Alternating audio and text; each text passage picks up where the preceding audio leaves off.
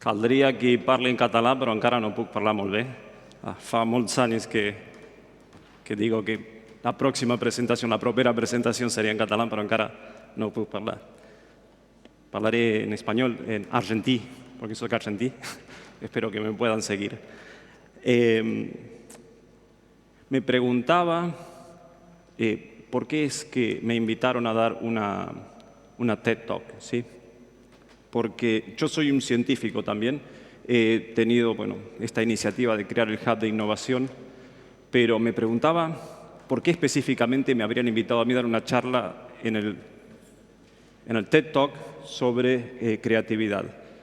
Y Luis decía recién, mi presentación no tiene vídeos, mi presentación no tiene música, ¿sí? Entonces va a ser aburrida. Luis, la mía va a ser todavía más aburrida, porque no tengo tampoco slides.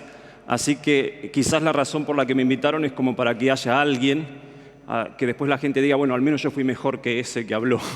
Entonces le levantará la autoestima al resto de la gente. Ese soy yo.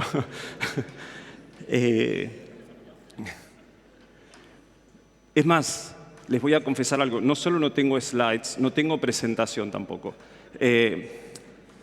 Para mí es muy difícil hablar de creatividad, y cuando tenía que preparar esto miré el programa para ver qué gente venía y todavía me agarró más miedo porque dije, con esta gente, ¿qué voy a decir? Entonces, lo único que se me ocurrió fue decir, rogando de que yo no sea el primero, me voy a sentar y a escuchar y tomar notas, y de ahí quizás me inspire y salga algo que pueda servir como para dar la charla, ¿sí? Y he escuchado un poco todas las presentaciones. Esto es lo que he logrado tomar de mis notas, ¿sí? Un científico vive, como decía Luis, para descubrir reglas. Entonces, que un científico hable de creatividad es un poco difícil, ¿sí? Pero para mí, creatividad es un poco como la humildad, ¿no?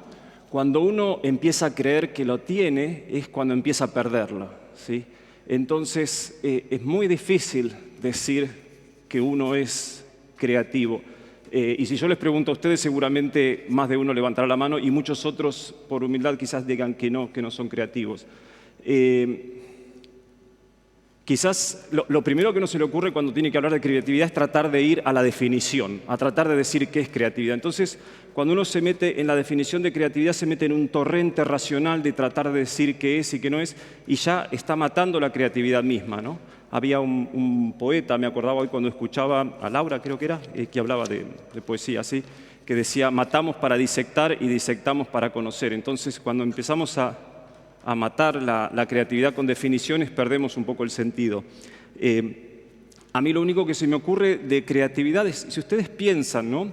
Cuando uno piensa, no estoy haciendo una profesión de fe, sino medio antropológicamente, ¿no? Cuando uno piensa en Dios, no piensa en alguien que juega al fútbol, no piensa en alguien que baila, pero en nuestras culturas, Dios, la única función que tiene reservada es la de ser el creador, ¿sí? En nuestra cultura, la función primordial de los dioses es la de ser creadores, ¿sí? Crean, ¿sí? Es la actividad divina por excelencia. La creatividad es la actividad divina. Entonces, para nosotros la creatividad es algo como que nos lleva a un estadio diferente, ¿no? A tratar de mirar las cosas desde otra perspectiva. Se puede hablar de creatividad desde afuera y desde adentro, o sea, desde cuando miro al acto creativo y veo lo que está haciendo un creador, o desde adentro cuando estoy creando algo y cómo me siento yo creando algo. Entonces, desde afuera les puedo decir, creatividad es generar cosas nuevas, creatividad es mirar las cosas con una mirada diferente, alguien decía por ahí, creatividad es poder ver lo que todo el mundo ve, pero pensar lo que nadie ha pensado, ¿sí? Tratar de tener una conexión especial. A mí me gusta mucho la mirada de Borges, soy argentino y Borges me ha influenciado muchísimo, ¿no? En mi forma de pensar. Y hay un cuento en el que Borges dice que el hombre no fue expulsado del paraíso porque Dios no podría crear otra cosa que no fuera el paraíso. Entonces, no lo expulsa, sino que simplemente le hace perder la capacidad de ver que aún está en el paraíso, ¿sí? Y a veces ese destello de creatividad es esa posibilidad de ver ese paraíso que tenemos. ¿Quién era que hablaba anteriormente? Perdonen, pero tengo que revisar mis notas. Laura, sí. Hablaba de Google, ¿no?, como una herramienta que nos permite leer el mundo en otra dimensión. Y yo pensaba en el cerebro, ¿no?, como esa herramienta que nos permite leer el mundo, pero que a veces hemos perdido el código o no sabemos el lenguaje con que leerlo, ¿sí? Y la creatividad nos enseña a releer el mundo y a releer las cosas. Vistas desde adentro, desde cuando yo tengo que crear, la creatividad es una necesidad, ¿sí? Es la forma en la cual puedo expresar cosas o puedo encontrar soluciones diferentes, pero surge como una cosa desde adentro, como cuando Billy Elliot dice, siento como electricidad, ¿sí? Cuando un problema me está agobiando y necesito crear una solución nueva, yo trabajo en mi laboratorio y trato de buscar una solución diferente y se siente algo muy particular cuando uno encuentra esa chispa creativa que le da una visión nueva, ¿sí? La creatividad también es formas de expresar, es formas de encontrar soluciones. Hay muchísimas formas distintas de la creatividad, no hay una sola creatividad. Hay creatividad del artista, creatividad del científico, del técnico. Es como hablar, nadie habla de deportividad, se habla de fútbol o de alguna, pero hay como una obsesión por hablar de la creatividad. Y lo que yo me preguntaba, lo que siempre me pregunté es, bueno, ¿cómo podemos hacer para ser creativos? ¿Existe la posibilidad de ser creativos? ¿Existe la posibilidad de aprender a ser más creativos? Y tuve la suerte de trabajar, aparte del laboratorio, bueno, por un tiempo, en una empresa donde tenía que armar grupos creativos y de encontrarme con muchísima gente que iba enseñando y entrenando estos grupos creativos y aprender que ese gen de la creatividad lo tenemos todos, ¿sí?, pero que a veces se va perdiendo, que a veces nos va costando, ¿sí?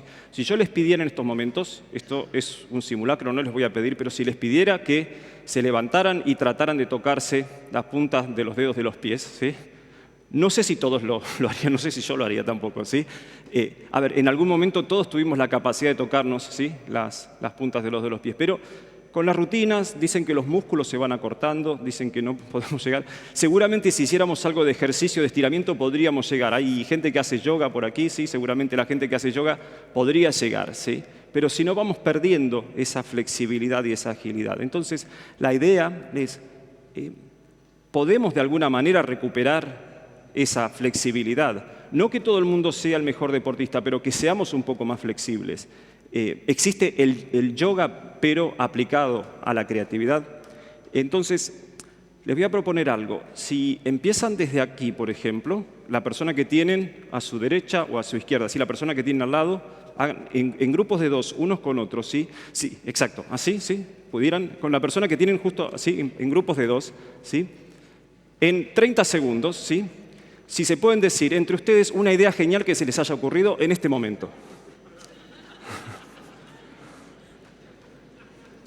Original, que se les haya ocurrido ahora.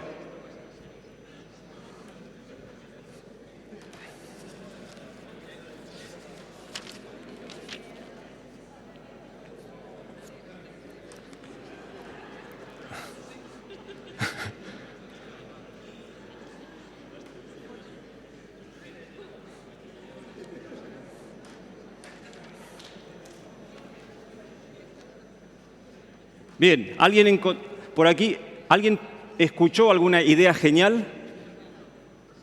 ¿No? ¿A alguien se le ocurrió alguna idea genial? Algo que no fuera relacionado con el trabajo, con la rutina, ¿sí?, de un espacio totalmente diferente. ¿Qué es lo que pasa que cuando de golpe decimos al cerebro, piensa en un espacio totalmente distinto y dame una idea genial? Ya no sucede, ¿sí? No pasa. Y es curioso porque después lo que pasa en las empresas, en las organizaciones, es que uno está haciendo su rutina todos los días, haciendo papeles, ¿sí?, y de golpe al jefe se le ocurre que hay que hacer un cambio rotundo y que tenemos que tener un brainstorming, ¿no?, una tormenta de ideas y tener ideas, ¿sí? Y nos sentamos ahí y se escuchan muchas ideas, pero al final termina siendo más de lo mismo, ¿sí? Entonces, la creatividad no surge directamente si uno no la va estimulando y si uno no trabaja así con ciertas herramientas. Hay cosas que favorecen la creatividad. Lo primero que todo es tener, bueno, como ya les decía, una actitud humilde, pero también desafiante, y no tener miedo a decirlo. Porque lo primero que pasa cuando uno trata de dar una idea nueva es que se empiezan a reír porque a uno le da vergüenza decir ideas nuevas. Hay gente que se queda con las ideas adentro. Y fundamentalmente es crear ambientes en donde no se tenga miedo a decir las ideas. La otra cosa es que hay que tener muchísima ingenuidad a veces para ser creativos, sobre todo en el mundo de los expertos. Los expertos no son creativos porque ya lo saben todo, ¿sí? Lo otro que hay que tener es suspensión del juicio, ¿sí? Y es decir, evitar evaluar las ideas inmediatamente, porque hay muchas ideas creativas que parecen tontas al principio o que son eliminadas porque nuestro cerebro está preparado para eliminar lo que sale de la norma, ¿sí? Y después lo otro que hay que tener para hacer creatividad es tener un poco de disciplina y de práctica, ¿sí? Otra cosa que es importante es tener un buen estímulo para la creatividad, pero sin tener excesivas distracciones, ¿sí? Yo creo que el estímulo a veces viene bien como para ir disparando ideas, pero hoy en día vivimos en un mundo que estamos sobreestimulados y eso ya cansa la mente y es excesivamente distractivo, ¿sí? Y crear un espacio para pensar diferente. Una de las cosas que hacemos, ahora les cuento por qué les decía lo de si hay algo nuevo bajo el sol y el hub de innovación, es entrenar a la gente y a los grupos para hacer pensamiento creativo. Una de las cosas más gratificantes es recibir niños de escuela primaria y hacerlos pensar creativamente. Los niños son muy desinhibidos, tienen esa ingenuidad que les hace, ¿no?, dar ideas nuevas y uno les puede enseñar cómo ir de alguna manera guiando esa creatividad. ¿Por qué nos cuesta tanto crear a nosotros y por qué les cuesta tan poco a los niños? Hay un cuento que a mí siempre me gusta contar que es de Saramago, que se llama El cuento de la isla desconocida. Quizás lo hayan escuchado, ¿sí? Es un hombre que va a hablar con el rey y le dice que le dé un barco. Y el rey le dice, ¿para qué quieres un barco? Y le dice, para encontrar la isla desconocida. Y le dice, ¿cómo sabes que hay una isla desconocida? Y dice, no lo sé, porque si lo supiera no sería desconocida. Entonces el rey le dice, bueno, esto es estúpido, ¿cómo te voy a dar un barco si no sabes si existe la isla desconocida? Y dice, bueno, pero si lo supiera, entonces nunca la encontraría. Entonces, bueno, el rey le retruca y le dice, mis marinos navegan por todos los mares y nunca reportaron una isla desconocida. Y el hombre le dice, bueno, tus marinos navegan con los mapas y los mapas están hechos para las islas conocidas, no las desconocidas, ¿sí? Y bueno, finalmente el cuento sigue así hasta que el rey se cansa y le da, como suele pasarnos a veces cuando pedimos dinero para la iniciativa, le da un barco, pero no le da tripulación, ¿sí? Entonces el hombre, que apenas si sabe navegar, se va con la cocinera del rey, se van juntos, lo único que logran juntar es patatas, ¿sí?, para el viaje, y como las patatas germinan al final mientras están yendo, el cuento termina con un barco que se ha llenado de plantas en todos lados, o sea que al final el barco mismo se ha convertido en la isla desconocida que el hombre estaba buscando, ¿sí?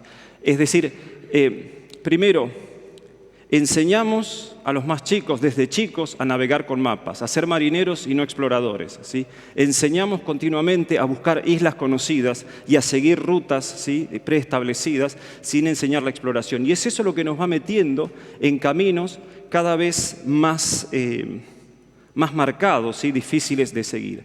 Entonces, hay herramientas que nos ayudan a buscar conexiones nuevas y a tener miradas nuevas sobre las cosas. Por ejemplo, imagínense ahora de vuelta en los grupos en que estaban, ¿sí?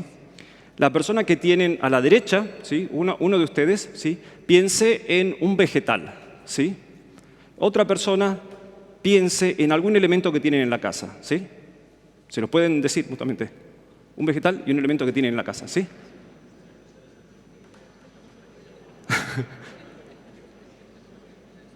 O sea, tienen un grupo.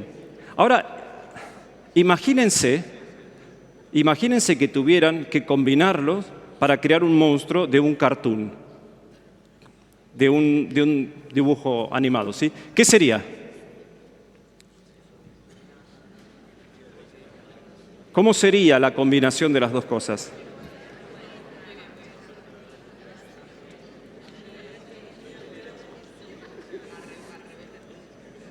¿Ah?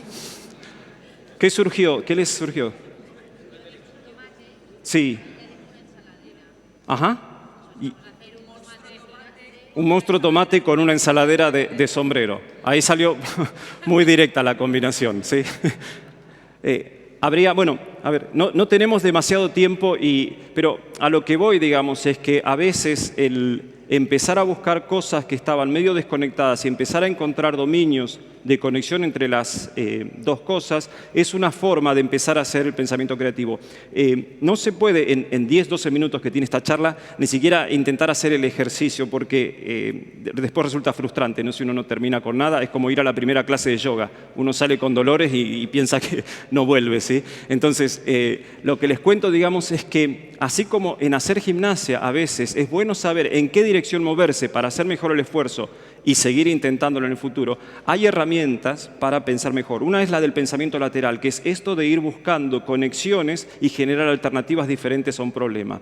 Por aquí hay alguien, por ahí vi a Fernando, que es estudiante de medicina, que estuvo con nosotros en un taller, eso dice que tengo que terminar o ser muy creativo, estuvo con nosotros en un taller con estudiantes universitarios, en donde entrenábamos a los estudiantes en herramientas para generar ideas nuevas, para solucionar un problema. Y pronto haremos otros talleres así, ¿sí? En cómo recibo entrenamiento creativo, y generaron cerca de 500 y pico de ideas distintas y estaban todos muy contentos en aprender en cómo generar ideas y en la calidad de las ideas que salen, ¿sí? Entonces, hay herramientas, el pensamiento lateral, busquen también en el pensamiento sistemático inventivo, el Systematic Inventive Thinking. Todo ese tipo de herramientas ayudan a hacer una creatividad muy efectiva, una creatividad enfocada o en la solución de problemas o en la búsqueda de soluciones nuevas, ¿sí? Hay una cosa más que también está relacionada con algo que hablaron hoy, y es la última parte de la charla, y yo lo llamo la chispa y el fuego. Una persona creativa puede tener alguna idea, pero si las cosas tienen que tener impacto y perdurar, es fundamental moverse de la idea esta del inventor solitario a la creatividad de grupo. Y crear grupos creativos es todavía más desafiante que entrenar la creatividad individual, ¿sí? Los grupos que crean son grupos extremadamente efectivos para generar ideas ricas y complejas, ¿sí? No cantidad de ideas, no cientos de miles de ideas de una tormenta de ideas, sino ideas que son realmente ricas. Pero crear grupos colaborativos y creativos es difícil, pero es un desafío que vale la pena, ¿sí?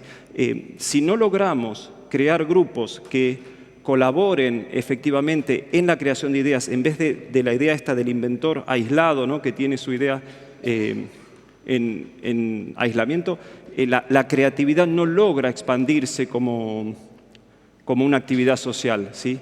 Y eso es lo que hemos intentado hacer desde el Hub de Innovación, ¿sí? Eso, no sé si tengo... A ver. Bueno, había algún otro slide por ahí, pero quería invitarlos a todos los que quieran a vernos. ¿Es la única que hay? Vale. Vieron que era muy poco creativa ¿sí?